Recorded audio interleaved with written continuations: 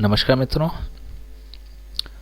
हमारी सीरीज़ चल रही है एक लग्न पर, है ना। लग्न के बारे में हम जानकारी एकत्र कर रहे हैं। किसी की भी व्यक्ति की लग्न देखकर उसकी पर्सनैलिटी डिफाइन कर देना, दूसरे शब्दों में दूसरे की पर्सनैलिटी देखकर उसकी लग्न डिसाइड कर देना, है ना। ये विधि हम जान रहे हैं। तो उसमें हमारे लिए अंतिम एपिसोड है मीन लग्न, है ना। तो इसके बाद फिर हम जब चर्चा करेंगे तो हम फिर ग्रहों की चर्चा करेंगे। हमने भावों की चर्चा करी, हमने लग्न की चर्चा करी, अब हम ग्रहों की अब चर्चा करेंगे नेक्स्ट एपिसोड में।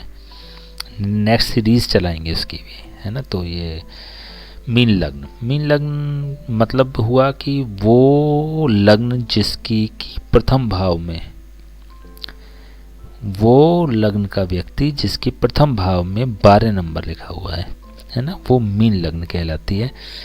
जिसका कि राशि स्वामी लग्न स्वामी ग्रह जो है वो गुरु है। और अगर काल पुरुष की बात करें तो इसका मीन लग्न का आधिपत्य 12th हाउस में होता है। तो ये दो चीज़ें ध्यान रखेंगे आप, और फिर हम आगे के प्रेडिक्शन करेंगे। किन सिद्धांतों पे ये बात हो रही है, इसको अगर जानना है आपको तो इसी सीरीज़ का एपिसोड नंबर 7 की जो सीरीज़ चल रही है, इसका आपको एपिसोड नंबर देखना पड़ेगा, है ना। और एपिसोड नंबर 1 देखना पड़ेगा। तो किन सिद्धांतों पे ये बात चल रही है ये भी आप समझ पाएंगे, क्योंकि हर एपिसोड में संभव नहीं है कि हम सिद्धांतों की बार बार चर्चा करें, ठीक है ना। तो हम मीन लग्न की बात करते हैं।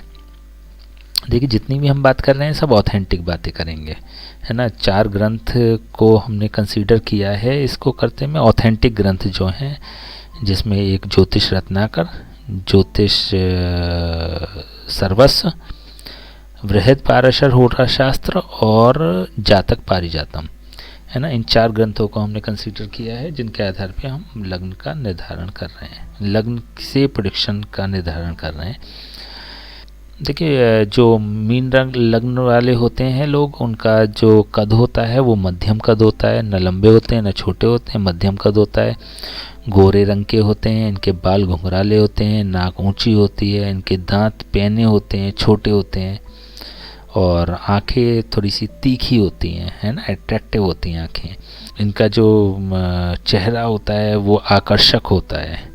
जो पर्सनैलिटी अगर हम बात करें तो एंजाइटी से थोड़े दूर रहते हैं, चिंता को ये हावी नहीं होने देते वो अपने ऊपर, शांत रहते हैं, विनम्र स्वभाव के होते हैं, परोपकारी होते हैं, है ना। और धर्म के फॉलोवर होते हैं, और डिफरेंट टाइप ऑफ आर्टिस्टिक जो चीज़ें होती हैं उसमें ये रुचि लेने वाले होते हैं, कला से संबंधित चीज़ों में रुचि लेने वाले होते हैं, है ना। आस्तिक होते हैं, ईश्वर के प्रेमी होते हैं।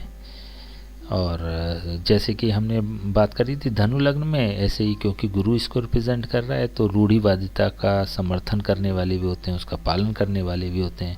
वाणी इनकी बड़ी प्रभावशाली होती है ना। तो लोग इनके बड़े फॉलोअर्स होते हैं इनके, क्योंकि एक अच्छे वक्ता होते हैं ये। इसके अलावा अगर इनकी बात करें भाग्योदय वाले वर्ष की, तो 16वां वर्ष, 22वां वर्ष, 28वां वर्ष और 33वां वर्ष, है ना। 16वां वर्ष, 22वां वर्ष, 28वां वर्ष और 33वां वर्ष इनका भाग्योदय वाला वर्ष होता है। और लेखन के कार्य करना है इनका रुचि का सब्जेक्ट है। संगीत, नाटक और साहित्य की तरफ इनका झुकाव होता है। आर्थिक रूप से ज़्यादा समृद्ध नहीं देखे गए हैं, आर्थिक रूप से थोड़े से पिछड़ ही जाते हैं, क्योंकि सामाजिक कार्यों में बड़ी रुचि लेते हैं। सामाजिक में भी सामाजिक हैं, धार्मिक है, जिनसे कि इनकम नहीं है ना। ऐसे कार्य जिनमें कि सामाजिक रूप से कोई इनकम नहीं होती, ऐसे कार्यों में इनकी विशेष रुचि होती है। तो इसलिए आर्थिक जो पक्ष होता है इनका मजबूत नहीं होता, और थोड़े से कंजूस टाइप के लोग होते हैं ये, क्योंकि फाइनेंशियली स्ट्रांग भी नहीं होते लेकिन फिर भी कंजूस भी होते हैं। बड़े सोच समझ के खर्च करने वाले होते हैं। अगर दूसरे लग्न की बात करें तो कर्क, कन्या और वृश्चिक लग्न, है ना। ये 3 लग्नें ऐसी हैं जो इनके लिए सपोर्टिंग होती है, ये सपोर्ट करते हैं और इनको लोग वक्त सपोर्ट करते हैं, इन लग्न वाले। और बाकी तो ये थोड़ा कॉन्फिडेंस लेवल बहुत अच्छा है, और टारगेट्स इनके फिक्स रहते हैं, उसको अचीव करने के लिए लग रहते हैं। टारगेट भी ऐसे होते हैं इनके जो जिनकी परिभाषा अचीव करने वाली होती नहीं है बेसिकली। जैसे हमने बताया ना कि जैसे धार्मिक आयोजन है सामाजिक रूप से, तो वो इनको करना है, या धर्म की जागरूकता लेके आनी है समाज में, है ना। तो कुछ चीज़ें ऐसी होती हैं कि जिसके अंत नहीं होते, तो इनके टारगेट भी जो होते हैं ये निर्धारित तो कर लेते हैं कि हमारे जीवन का ये टारगेट है, लेकिन उसका अंत ही नहीं होता। थोड़े से इस टाइप का इनका पक्ष रहता है, तो इसलिए लक्ष्य को प्राप्त भी नहीं कर पाते बेसिकली ये। या फिर ये कहें कि अपनी पोजीशन भले ही प्राप्त कर लें, लेकिन लक्ष्य प्राप्त नहीं हो पाता इनको। और अगर वैसे देखें जाए तो लॉ से संबंधित जो फील्ड होती है इनके फेवरेबल होती है ना। वाणी से संबंधित जो कार्य होते हैं, है ना, विचारक होते हैं, उपदेशक होते हैं, वो इस श्रेणी में आते हैं।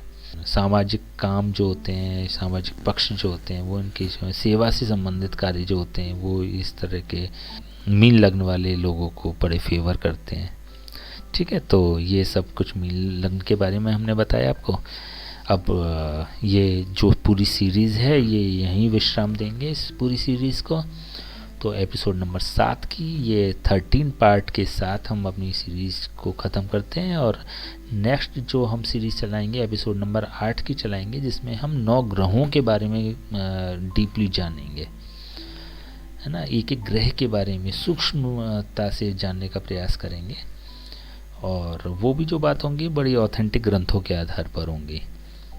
तो मुझे लगता है कि आपने जो बताया गया या ये पूरी सीरीज़ चलाई वो पसंद किया होगा, और उम्मीद करते हैं कि आप नेक्स्ट एपिसोड भी हमारी देखते रहेंगे।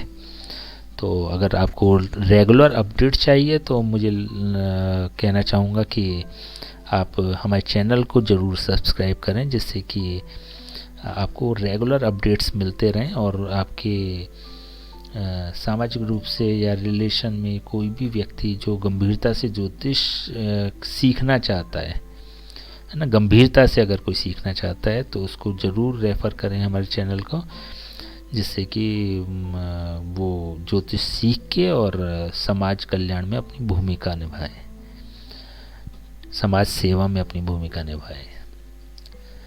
ठीक है, तो आज्ञा दीजिए, नमस्कार।